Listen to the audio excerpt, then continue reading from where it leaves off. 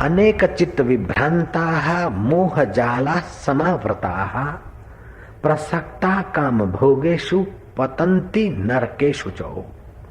कामनाओं के कारण तरह तरह से भ्रमित चित्त वाले, मोह जाल में अच्छी तरह से फंसे हुए तथा पदार्थों और भोगों में अत्यंत आसक्त रहने वाले मनुष्य भयंकर नरकों में पड़ते हैं। अगर सत्वगुण नहीं बढ़ा, सावधान नहीं हुए, जो आया खा लिया, जो आया कर लिया और जिंदगी बिता दिया, तो भयंकर नरकों में पड़ना पड़ता है और खूब दुष्ट दुखद योनियों में गिरना पड़ता है। इसलिए मनुष्य को अपना भविष्य अंधकारमय नहीं होने देना चाहिए, बचाना चाहिए। जैसे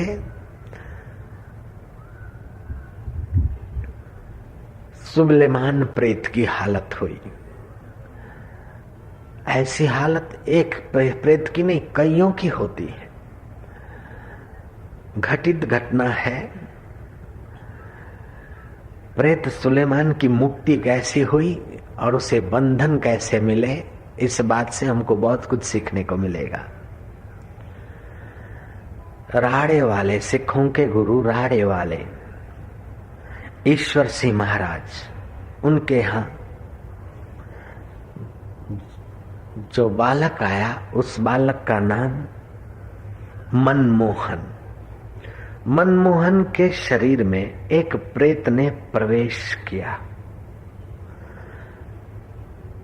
और उस प्रवेश पाए हुए प्रेत से जो बातें पूछी गई वो रोमांचकारी भी है, आश्चर्य भी कराते हैं और साथ साथ में हमारे पवित्र पुराणों की सत्यता की पुष्टि भी करती है वे बातें।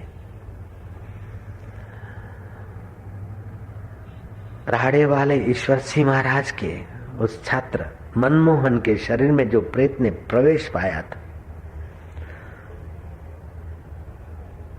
उसको एकांत रूम में ले जाकर पूछा कि आखिर तू इसमें घुसा है, तू कौन है? उसने बोला, मैं प्रेत। तेरा नाम क्या है? बोले, मेरा नाम सुलेमान है।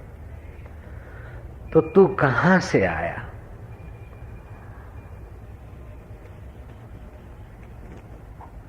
तू कहां का है, सच बता। बोले, मैं ईरान का हूं। ईरान का प्रेत, तू इधर कैसे? बोले, मैं हिंदुस्तान आया था नादिर शाह अब्दाली के साथ। जब भारत को लूटने के लिए नादिर शाह अब्दाली आया, उनके साथ हम आए थे।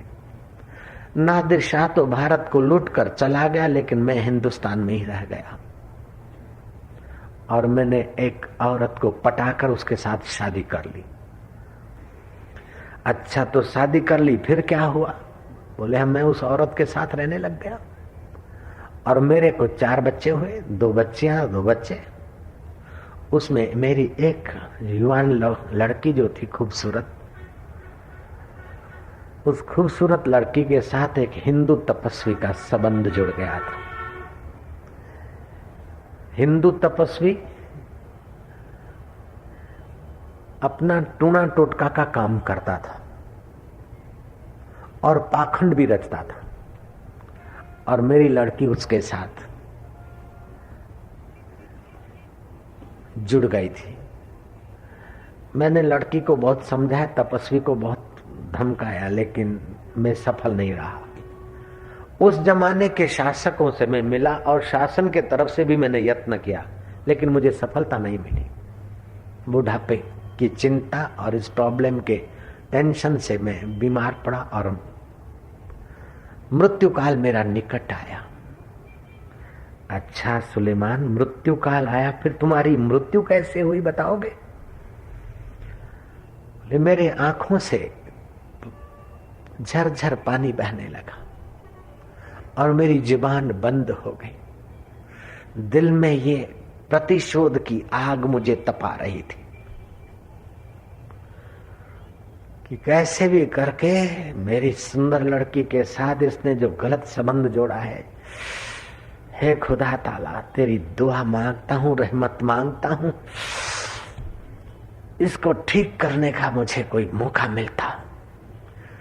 प्रतिशोध की आग में तपते तपते प्रार्थना करते करते मेरे प्राण निकल गए। प्राण निकलते वक्त तुमने क्या देखा सुलेमान? मैंने 4 जमदूत देखे, छाया पुरुष, जिनका साकार रूप नहीं था लेकिन पापियों को दिखते हैं, अथवा जिनका कर्म कुछ टेढ़ा मेढ़ा होता है उनको दिखते हैं। और कई लोगों ने जमदूतों के दर्शन किए हैं। हमारे कई जो भी मित्र हैं वो बताते कि हमारे फलाने को ऐसे ऐसे काले ही ये दिखे, मेरे पिता को भी दिखे। मेरी माँ बोल रही थी कि तुम्हारे पिता ऐसे बोल रहे कि ये 2 काले काले कौन है। और मैं तुम्हारे लिए बोला उसको अभी मत बुलाना, अभी छोटा लड़का है आंसू, बड़े को बुला लो और मेरे को नीचे चौका करके सुला दो, मेरे मुंह में तुलसी के पत्ते डाल दो, गीता पढ़ो। ये जब देखा तो तुम्हारे पिता ऐसा कहने लगे, तो इसका मतलब होते हैं जमदूत। मेरे पिता को भी दिखे और दूसरों कईयों को दिखते हैं। और सुलेमान कहता है कि मेरे को 4 लेने को आए। मेरे एक मित्र संत है लालजी महाराज, उसने कई अनुष्ठान किए, 24 वर्ष मौन रहे। उनका कोई भक्त एक्सीडेंट से पीड़ित था और मौत की घड़ियों में पड़ा था। लालजी महाराज वहां गए, थोड़ी बातचीत होते होते वो भक्त चीखा, बोले महाराज मैं मरा, वो देखो मेरे को लेने आए। महाराज ने कहा कहाँ है? बोले वो मेरे खाट के पैर पहिए के आगे। महाराज उधर गए, बोले महाराज दाएं आ गए। महाराज उधर गए, बोले महाराज सिराने आ गए। महाराज उधर गए, बोले महाराज बाएं आ गए। महाराज जो घूमते गए वो भी जगह बदलते गए। महाराज ने भगवान नाम कीर्तन करा, आसपास में अपनी दृष्टि फैलाई, शुभ संकल्प फैलाए। बोले महाराज गए। बाद में वो वर्षों तक आदमी जिया, अकाल मृत्यु उसकी टल गई। ये अभी की बात है, इस जमाने की बात है। वो महाराज अभी हयात है और उनका भक्त वर्षों तक जिया। अब क्या पता वो जीवित है कि नहीं, मुझे पता नहीं। अहमदाबाद बहरामपुरा बस लाल बस डिपार्टमेंट में वो काम करता था, ड्राइवर था। एक्सीडेंट से उसकी ये स्थिति बनी थी। तो हमारे पवित्र पुराणों की बात इन घटनाओं से और पुष्ट हो जाती। सुलेमान कहता है मैंने 4 जमदूत देखे, बड़े डरावने। मैं तो इस तन से, इस देह से अपना रूह नहीं निकालना चाहता, लेकिन उन्होंने मेरी पिटाई की और मुझे बलात् निकाला और मुझे पीटते, यातना देते देते यमदूत यमराज के पास ले गए और वहां पहुंचाने में 1 वर्ष का अंतर रखा। साल भर के बाद में वहां पहुंचा। सुलेमान फिर क्या तुमने देखा? यमराज ने अपने फिरस्ता चित्रगुप्त को बुलाया और उसने मेरे कर्मों की कहानी सुनाई। यमराज ने मेरे कर्मों की कहानी सुनकर मुझे कुंभीपाक नरक में भेजने की आज्ञा थी। कुंभीपाक नरक में तुम गए? कि हाँ मैं गया। वो क्या है, उसमें कैसा है? सुलेमान है स्मरण, सच्चाई से बता सकते हो? बोले हाँ, वो 1000 योजन लंबा है, 1000 योजन चौड़ा है। और उसमें ये शरीर में जो मसाला है, ऐसा ही मसाला उसमें खुला पड़ा है। विष्ठा, मल, मूत्र, थूक, लीट, चमड़ा, बदबू आदि, और वो तपा हुआ। उसमें प्रवेश कराने का 9 इंची का ही छोटा सा द्वार है। और जब पापियों को पाप दंड दिया जाता है तो उनकी भोग योनि बनाई जाती है, भोगमय शरीर बनता है। वो अग्नि में डालने से जलकर खाक नहीं होता है, अग्नि के ताप से पीड़ा सहता है। उसको मारो और टुकड़े कर दो तो फ्रैक्चर नहीं होता है, फिर ज्यों का त्यों हो जाता है। जैसे फिल्म में फ्रैक्चर कर दो फिर ज्यों के त्यों हो जाते चित्र, स्वप्न में ज्यों के त्यों आदमी हो जाते फ्रैक्चर के। वहां ये भोग शरीर से भोग मैंने खूब दुखद भोग भोगे। बाद में सुलेमान बोले दुखद भोग भोगने के बाद मुझे यमराज ने कहा कि तुम काला इलम करते थे, प्रेतों को सताते थे, प्रेतों को निकालते थे और परस्त्री गमन करते थे और दूसरे काले कर्म करते थे, इसलिए तुम्हें 1000 वर्ष तक प्रेत योनि में भटकना होगा। बाद में तुम जिस तपस्वी का बदला लेने की भावना लेकर मरे हो और खुदा को प्रार्थना करते करते 1000 वर्ष के बाद वो तपस्वी का तुम बदला ले सकोगे।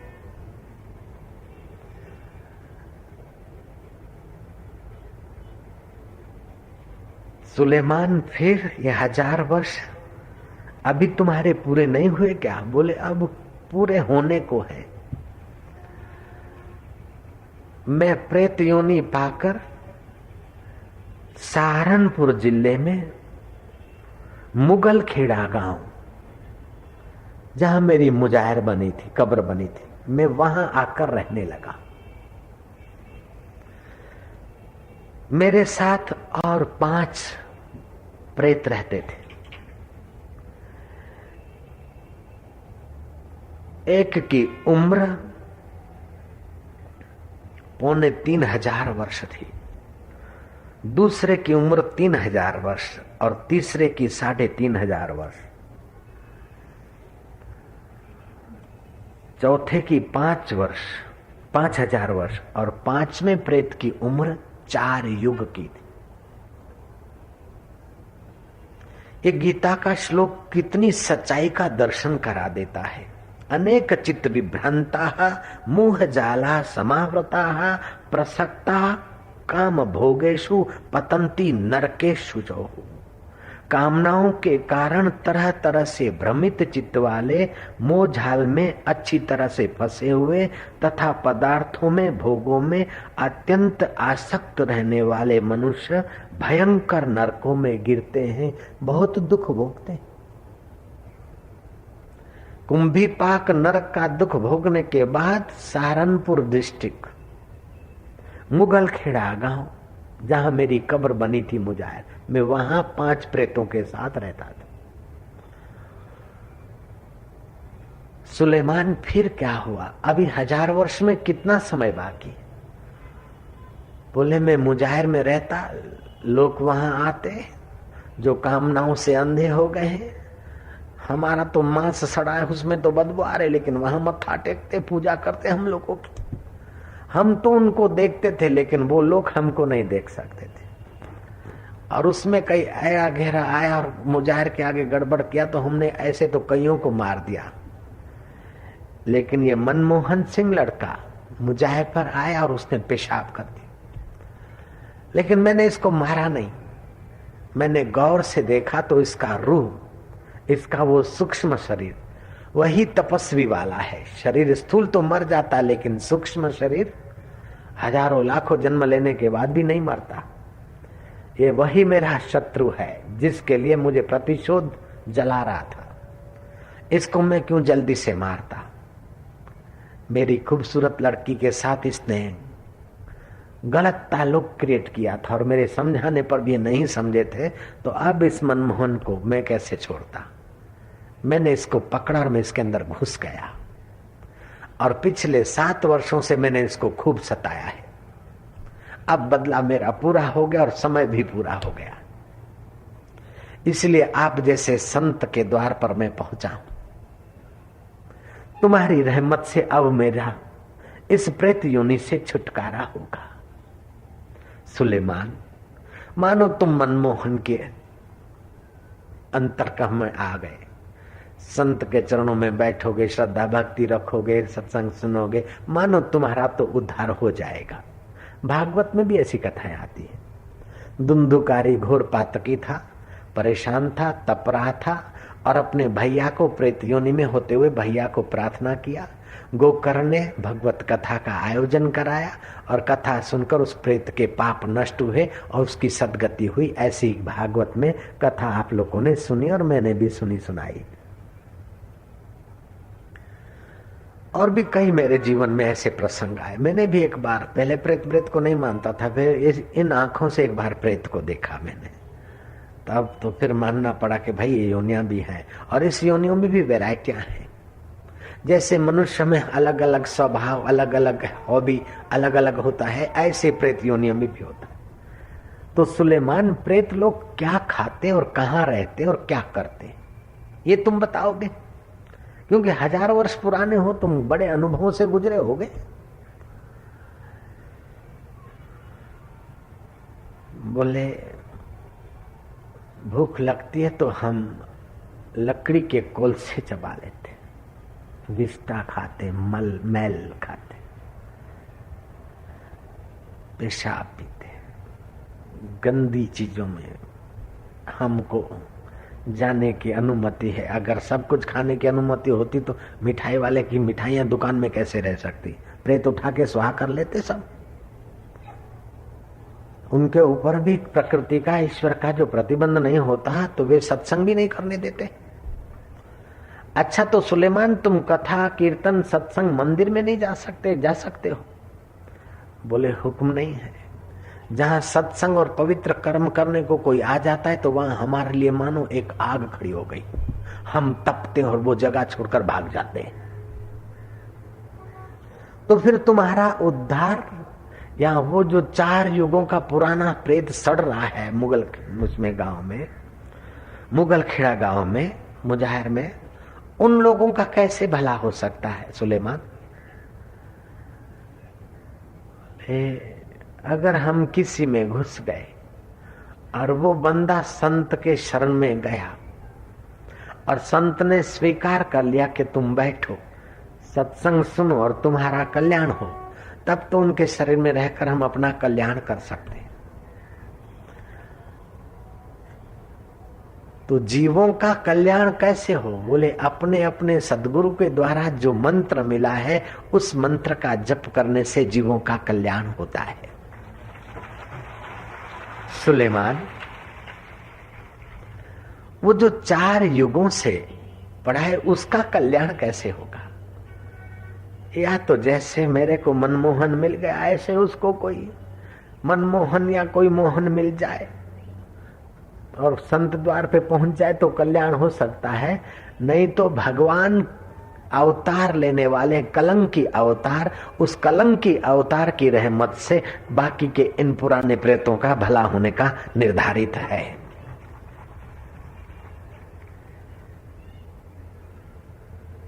सुलेमान, तुमने यमराज को देखा तो यमराज तुमको कैसे लगे? ये बड़ा प्रभावशाली व्यक्तित्व, श्वेत, एकदम दुग्ध से भी उज्जवल, लंबी विशाल दाढ़ी, विशाल काय,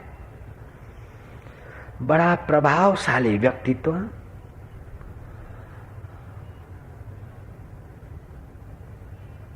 और बड़े रोबदार थे, ऊंची समझ के धनी थे और वो अपनी काया पलटने का सामर्थ्य भी रखते थे।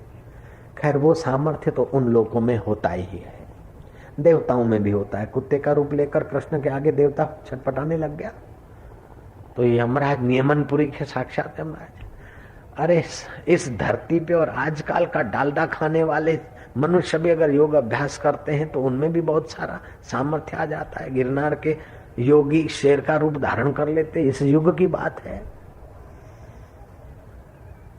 आप भी सपने में कई रूप धारण कर लेते, ये आपका अनुभव है। आप हैं तो मनुष्य, लेकिन सपने में शेर भी बन जाते हैं, हाथी भी बना लेते हैं, न जाने क्या क्या बना लेते हैं। आपकी आत्मा में और सूक्ष्म शरीर में अथाह शक्ति है। कल्पना के जगत में आप बहुत कुछ कर सकते हैं, ऐसे वो ठोस संकल्प से कर सकते हैं। यमराज अपना शरीर बदलने में भी सक्षम थे।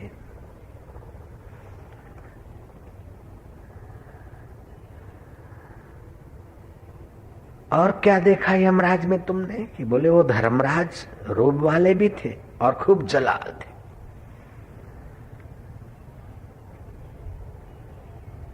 मैंने अपने काले इल्म का फल पाया, ये बात गुरु गीता भी कहती है। गुरु गीता की बात को मानो, ये सुलेमान का अनुभव नतमस्तक होकर स्वीकार कर रहा है।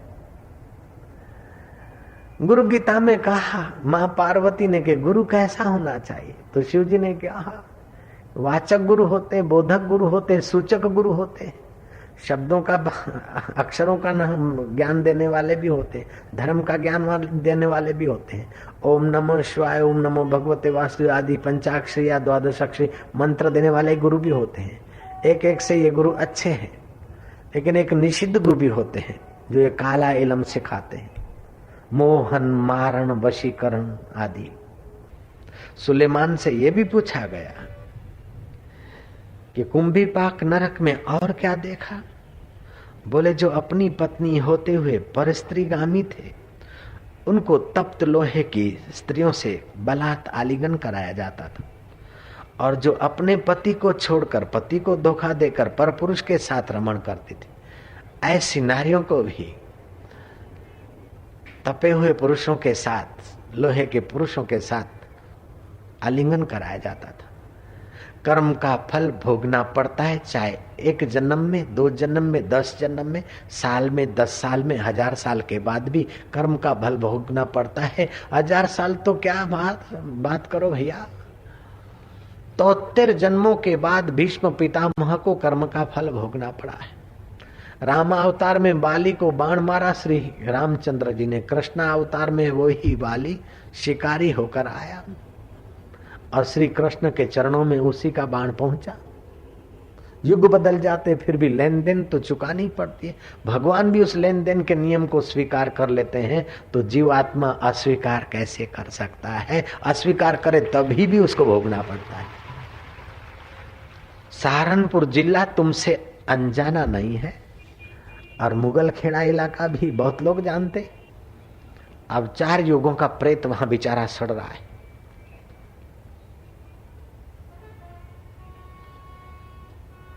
कर्म करने में सावधान हम लोग रहें, कोई ऐसा कर्म, काला कर्म न करे कि हमारा चित्त वासना की उस जाल में फंसता जाए। इसलिए भगवान को प्रार्थना करे कि प्रभु सत्य बुद्धि दे। तू मेरा धन छीन ले, भले मेरी सत्ता छीनना चाहे तो छीन ले, मेरा सौंदर्य छीनना चाहे तो छीन ले। चाणक्य कहते हैं कि मेरी इंद्रियां कोई छीनना चाहता है, आंख की रोशनी या कान की सुनने की श्रोत्र इंद्री छीनना चाहता है तो छीन ले, लेकिन प्रभु मेरे को एक चीज देना, केवल एक चीज मांगता हूं, सत्बुद्धि मुझे देना, ताकि मैं कुकर्मों से बचूं, पापों से बचूं। हजारों जन्म, हजारों वर्ष नरकों में पड़ने की बजाय 2-5 साल पवित्र जीवन बिताना कितना हितकारी। ये मनुष्य जन्म चौराया है, यहां से सारे रास्ते मिलते हैं। आप सत्कर्म शुभ कर्म करके देवत्व लाइए, सात्विकता लाइए, स्वर्ग के अधिकारी होइए। आप ऐसे कर्म करिए कि यक्ष बन जाइए, किन्नर बन जाइए, गंधर्व बन जाइए, अथवा ऐसे घृणित कर्म करिए कि ब्रह्म राक्षस बन जाए। और जगह पर किया हुआ पाप तीर्थ में वो कट जाता है, लेकिन तीर्थ में आकर जो पाप करते हैं वज्रलेप हो जाता है। बुद्धिमान लोग तो तीर्थ में किसी के बर्तन भी उधार नहीं लेते, किसकी रोटी या वस्तु तो हड़प क्या करना है, कोई चीज नहीं लेते। भाई तीर्थ में पहले का कुछ है, अभी क्या बड़ा है, सावधान रहते। और कुछ लोग तो तीर्थ में ही मानो बस जेब काटने का धंधा तीर्थ में ही करना है। अथर्ववेद कहता है, यथा मासम यथा सूरा यथा क्षाः अधिदेवने यथा पुंसो वृषभ्यतः स्त्रियां नियंते मनः। ये 4 वस्तुएं जिनसे मन पतित होता है, मांस, शराब, जुआ और पर स्त्री, अथवा स्त्री के लिए पर पुरुष, ये 4 का संबंध हमारे लिए नरक का हाईवे खोल देता है। बड़े में बड़ा जोरदार पतन कराने के ये 4 साधन, शराब, मांस, जुआ और पर स्त्री या पर पुरुष का मन, इनसे बचने का संकल्प कर लें। गंगा जल हाथ में लेकर भगवान का नाम लें, गंगा माई को साक्षी रखकर आज से ठीक साल तक ये गलतियां हम अपने में नहीं घुसने देंगे। सुबह उठकर लंबे श्वास लो और भगवान का नाम जोर जोर से लो और अपना किया हुआ संकल्प दोहराओ। चाहे किसी के जीवन में इस प्रकार की कोई कमी हो तो भगवान करेगा, गंगा माई करेगी, सत्संग प्रभु करेगा, वो कमी निकल जाएगी और आपका चित्त पावन हो जाएगा।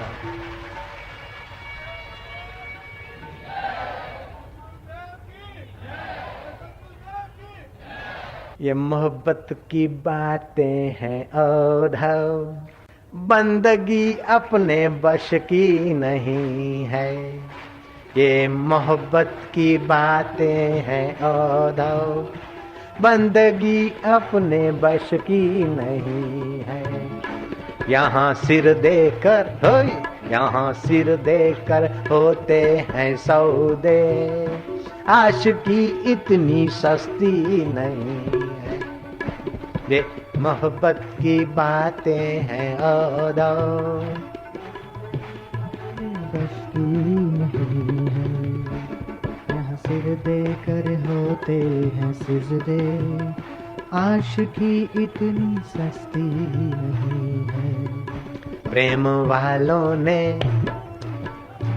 ने कब किससे पूछा, किसको पूजूं बता मेरे औधव। यहाँ दम दम पे होते हैं सिजदे, सिर झुकाने को फुर्सत नहीं है। ये मोहब्बत की बातें हैं औधव, बंदगी अपने बश की नहीं है। सिर देकर होते हैं सौदे, आशिकी इतनी सस्ती नहीं है।